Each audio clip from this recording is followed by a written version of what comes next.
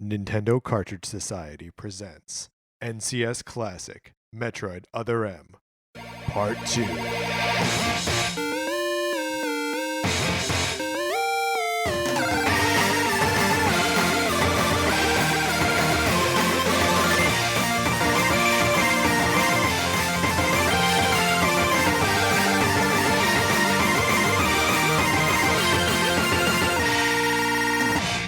Welcome to Nintendo Cartridge Society. My name is Patrick Ellers, joined as always by my co-host Mark Mitchell. Ugh, we're doing it, Patrick. Oh yeah, we have done it. We're in the midst of it now. You are listening to part 2 of our Metroid Other M play along thing. So we have gotten through. We have now seen the first maybe hour and a half of this game. Yeah, I feel like it's been an hour and a half. Up until the big bosses at the end of Sector 1. Mark, you said their names at the end of the last episode. Can you? It's like Fune or like Fune and Namihi. Okay. Ugh, they're like the two worm things that you fight in the subterranean control room in Sector 1. Now, let me ask you this. This is probably a dumb question. Why would we know those worms' names? Could I have scanned them or something? No, I don't think so. That doesn't seem to be a mechanic in this game. You think that was maybe just something like in the instruction booklet? Yeah.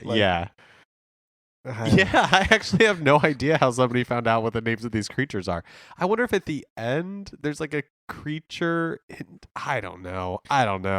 Patrick, you're the one that's playing it. I've just been watching. How are you feeling? Frequently, like, I have less control over the character than even you do. It's not a fun game. No, like many of the mechanics are confusing. You can, tap a direction to make Samus dodge, but only when she's about to be attacked. So, like, the inability to dodge when she's not being attacked makes me feel like I don't have any actual control over what's happening to her. Having to switch between the first person missile use and third person running around the map, also controlling with a D-pad in 3-dimensional space. I mean, woof, Mark. So right before you get the diffusion, or right before you fight the worm things, you get like the diffusion beam.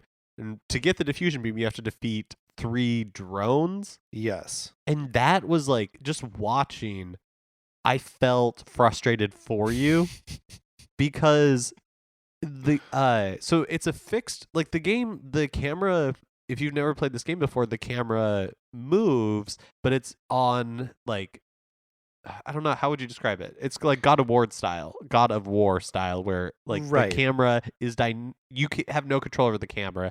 It moves dynamically through the levels based on your location. Right, and like based on what it thinks you need to see, which is it's frequently right. That it's guiding you through like the exploration parts and like in the action sequences, it's generally showing you what you need, but it's not like super dynamic. You can never... Okay, so in some games like the original Resident Evil, when you as a character turn around, the perspective of the camera changes. That never happens in Metroid Other M. So you're like running down a corridor and enemies will come from behind you and start attacking, but you have to rely on the auto aim at that point to work because you're just shooting down a corridor that you can't see. Right. And when you say original Resident Evil, you mean like 4? Like, because in OG Resident Evil, the camera is like hyper fixed. Oh, right. But I meant that. What are you thinking? Other M is like fried my brain. Yeah, I also feel a little bit brain fried at the moment. Let's dial it back. Let's go back to the beginning of the game. Well, you know how maybe last episode of OG Nintendo Cartridge Society. Right. Before we started this crazy spin-off idea. We were talking about some things that Nintendo don't. And one of them was narrative in games. Yeah. I feel like this is what I would use as Exhibit A, in that Nintendo should not do that. Or just Exhibit A in when Nintendo has tried to do it, doesn't make any sense and is as graceless as anything I've ever seen. I knew it was bad because I had played through it before. Yeah. I forgot like how annoying it is. Yeah, it's the writing is awful. It's like somebody just learned adjectives and the voice acting is very poor. Okay, so Samus is catatonic. oh yeah, absolutely. I'm convinced the actress doesn't know the meaning behind some of the sentences. There was one that made me laugh out loud as we were as we were watching it, which is where Samus goes. It's you can tell the dialogue is she's saying confession time as though she's announcing that it's time for her to make a confession. It's sort of like a playful way to be like, okay, confession time. Confession time. I don't like Metroid Other M. Right. But the actress reads it like confession time. It's like she doesn't know what she's saying, what she's communicating. And not to rag on an actress who like got this gig, but like, woof. Yeah. And there's so much of it in this first like hour and a half. Like there are occasional moments where you get to play briefly. They like tease you. Yeah. And then it's right back to just more story. Right. Like there's this part where the Marines are trying to blow up a gate, right? And they're like, "Oh yeah, we tried blowing it up, but we can't blow it up." And this is only a shade stupider than the actual dialogue. And then it lets you control for like a split second, already putting you in first person. So like all you have to do is shoot a missile at the door, and then it goes back into cutscene. Like you literally have no agency there, but like it still makes you do it for whatever reason. I'm having a tough time with this game, Mark. Now you really like Metroid. Oh yeah. And so I'm wondering how, because it's weird, it's not linear, The storytelling? the game. Right. Sure. Okay, yes. But it is a lot of just running down corridors. Yeah, we have a couple times doing this stopped to marvel at how like the next hallway was just Samus running down a hallway. Like there's nothing, not even like populated with enemies or with secrets or anything, just run down a hallway. And obviously that works okay to a degree in something like Super Metroid.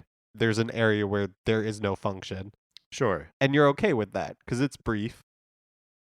But for some reason in 3D space, it feels endless. Well, I mean, for the most part, geez, I was about to say this game lacks atmosphere, but sometimes it does have atmosphere. It is totally not creepy, right? Like there's no, and part of it is probably that you're in a space where there are Marines and stuff, so like you never feel that kind of isolation that you feel playing other Metroid games. But there's a compositional technique called colegno, which is where the string players, violins, cellos, play their instruments using the wooden part of the bow, like the back of the bow, and it's that kind of like clangy arachnophobia style music. And it's always used in film and games to denote like a scary something scary, a looming threat.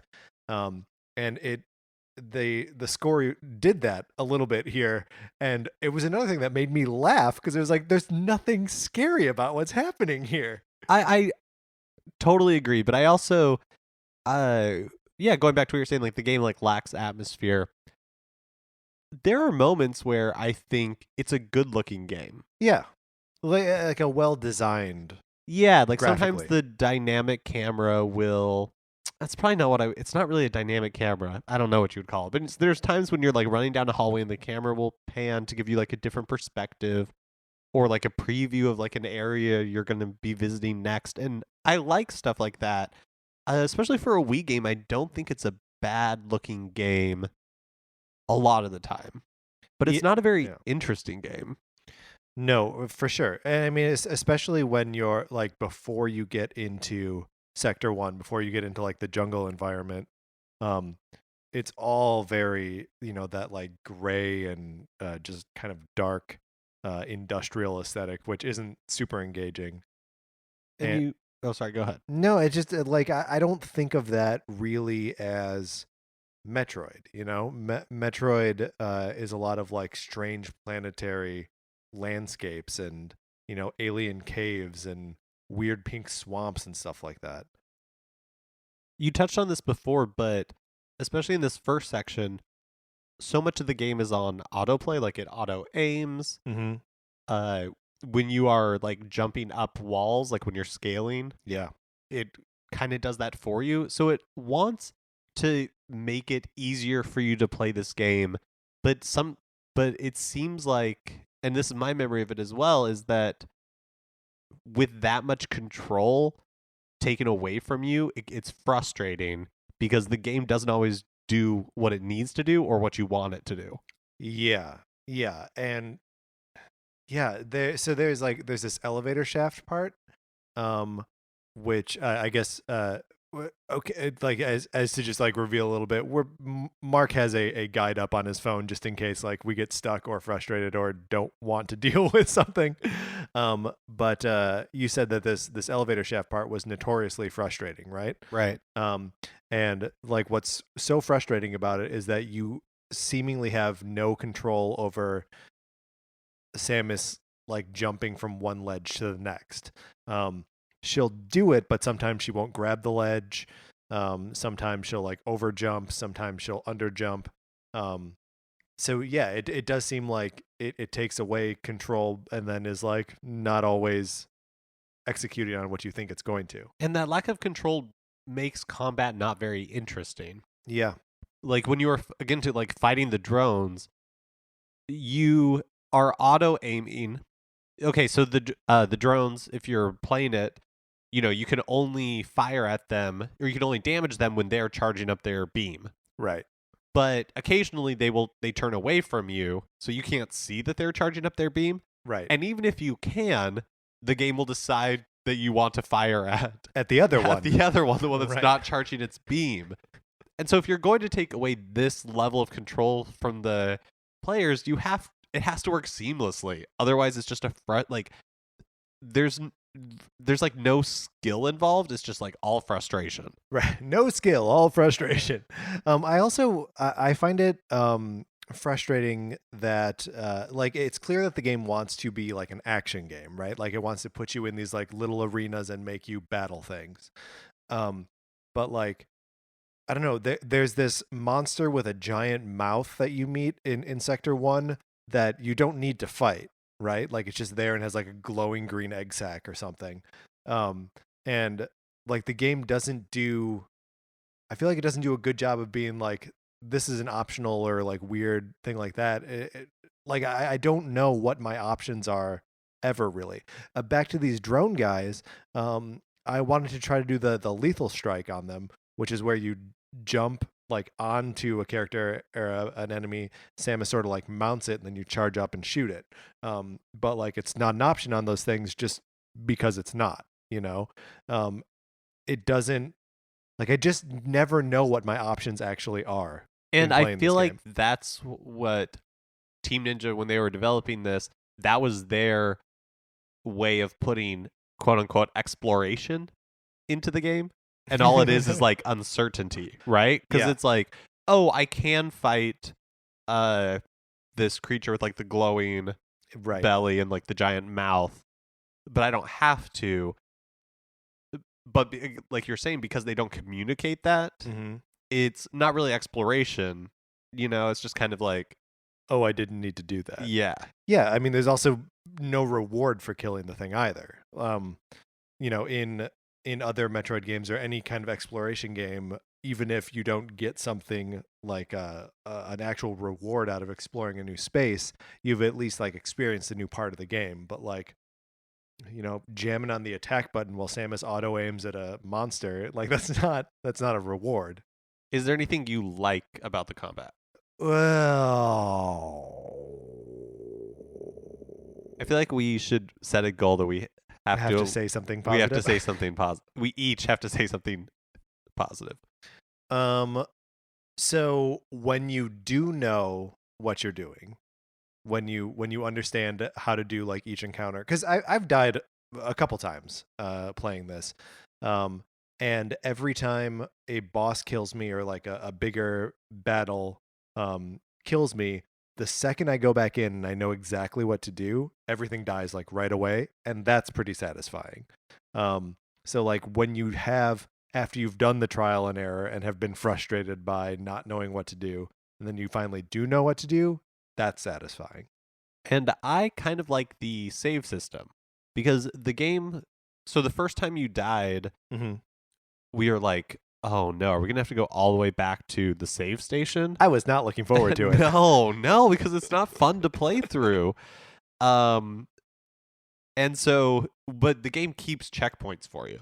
So if Yeah. you do die, you're not sent all the way back to your last save. You can just like you can retry Mhm. like the same room that you're in, which is great. But it still has the added challenge of like the only time you can fully heal yourself Right. is at one of the chambers. Right. There's no like farming for health from bad guys. I mean, again, unless you die, and Right. then it like gives you all of your health back.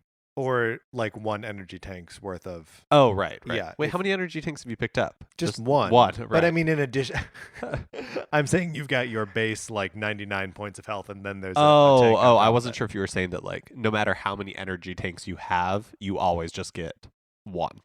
I mean, what when you're doing? I'm talking now, holding the A button and tilting the Wii remote up. This like recharge. Do you know what I'm talking about? I know what you're talking about. I don't think we're talking about. I'm talking about when you die, Right. you get all of your health back, That's right. including your full health Uh-huh. and then And the energy tank. the energy That's tank. right. Yeah, we're on the same page. I'm sorry. Okay. I'm sorry again. Maybe this thing has fried my brain. Let's talk a little bit about the themes of motherhood, like we mentioned last time. Hitting you over the head with it, right? Oh yeah. Samus refers to the Metroid as the baby. Notoriously. Notorious, the baby. Gosh. And there's a little bit where she's like, not even a fragment of the baby is left on me. Like, why would it be? Yeah, and then Like she the says, baby goo? Because the baby explodes at the beginning. Is that Oh, what she's talking about? I guess, yeah. She says she checks her palm to make sure. And she's wearing her power armor, by the way, at this point when she's checking it. She also attends like this Mission briefing. yeah, just full armor. Everyone else is in like uniform and whatever, and she's like, nope, power armor for me, please. This is how I feel comfortable. It's weird because it seems like the game wants to have this theme of like strong womanhood, Yeah. but it is so through the filter of old Japanese man. Yeah. What makes a woman strong? Being a mother and Wanting a guy to like her. okay, let's talk about Adam. Ugh. Adam Malkovich. So Adam is mentioned a lot in Fusion, right? Mm-hmm. Samus is taking instruction in that game from an AI, and it reminds her of this dude Adam who used to boss her around. But she's in that game. She's referring to, I guess, their original time together, which this game also refers back to. So like, it would have been it's like such a more active choice for this to be Samus's time dealing with Adam. You know what I mean? Yeah. Instead, she's like in flashback at the Space Academy. What was it called? Federation? Federation. Yeah, the Galactic Federation. I don't know. I just added Galactic. That might not be right. I think you're thinking of Star Trek. Oh, that's right. And Starfleet. She's the Starfleet Command. And so, she's like, "Oh, I was a part of the army, basically, Yeah. like the Marines, the Space Marines." Except she's also still wearing not her like she's not wearing a uniform like everybody else. She's wearing her like her power bounty armor. hunter like power armor.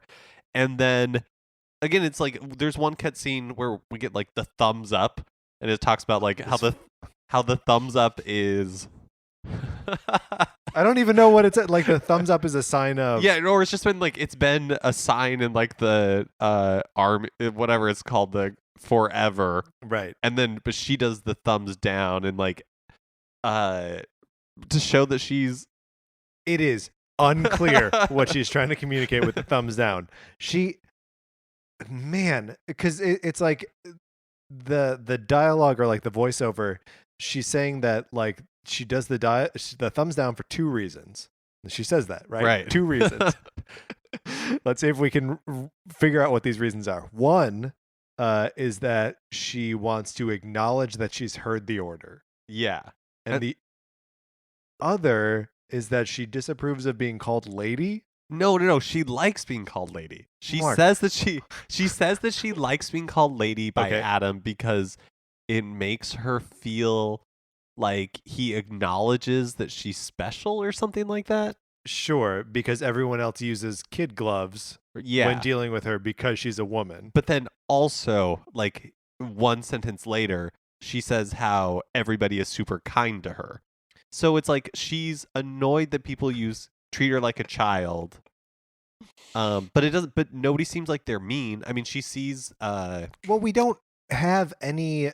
You say no one seems like they're mean, but only because we don't actually see any characters interacting in the past, right? right. But I mean, because when she sees when she first lands in the space station and she sees what's his name?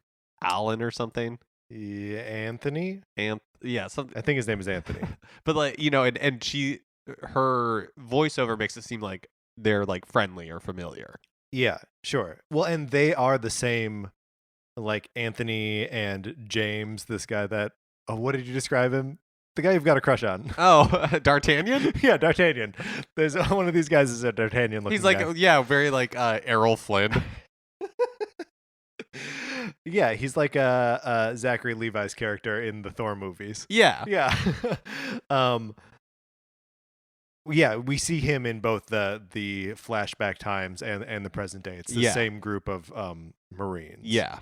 What were we driving at there? I can't even remember. Who even cares?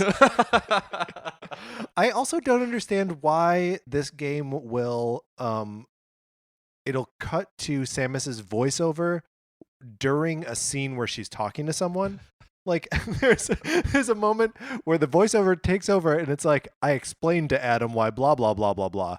And it's like, well, wait a minute, why don't we just see that happen? Well, and then other times it'll be very local news where so when you're watching like a local newscast and they're doing like a on location piece and the person who's reporting it will say something like, eyewitnesses say, the explosion was very large, and then they'll cut to the eyewitness saying verbatim, the explosion was very large. Yeah. This game also does that. It's bad in both ways. Yeah, oh man. It's really rough. All right, what's one more thing we both like about it? Okay. Why doesn't it use the Metroid sound? Like, oh yeah, the music is really bad. Like when you get the missiles, you're the one that has to do the. That's right. I have to, and I go do do do do do do do do do do do. Because the game doesn't do it itself. The game does not. Okay, none of the like normal signifiers, like the music doesn't get more intense when you fight bosses. No. There's no reward music. There's no like, oh, you're in a safe space because you're at a save point or anything like that. It's a poor use of music. Oh, yeah. Does that count as something we like about it?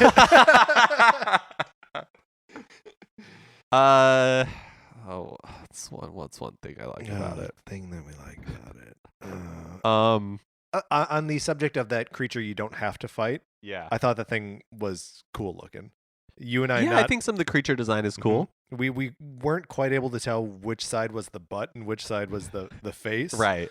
I think that's on purpose. I think that's neat. Yeah, because at one point when it first gets up, you're like, oh, this is like a weird peacock looking thing. Right. And you're like, oh no, that's not plumage. Those are teeth. Right. Yeah. Something else I like about the game. Does it count if I say that I think graphically it's pretty good? Sure. I think that's okay. Okay. graphically it's okay for a Wii game of that period. Yeah, I mean, I don't have the most critical eye when it comes to graphics, Mm-hmm. but in comparison to a Wii U game, for sure. I mean, like a PS4 game, absolutely, it does not look very good. But for a Wii game, I am actually pleasantly surprised how it holds up. All right. Okay, well, I think that is probably where we will stop talking about this chunk of the game. We'll be back in a second to let you know how far ahead you've got to play to listen to the third episode. Let's do this. Let's do it.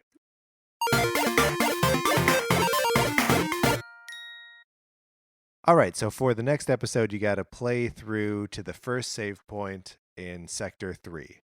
Yeah, you were just in the big, like, Pyro grassy something. field area and had an awful boss battle. We'll talk about that. But I think we like this Right. one better in general. This chunk of the game? Yeah, this chunk of the game. Yeah, the next listening experience should be more positive for you and for all. And so, check that out. Yeah.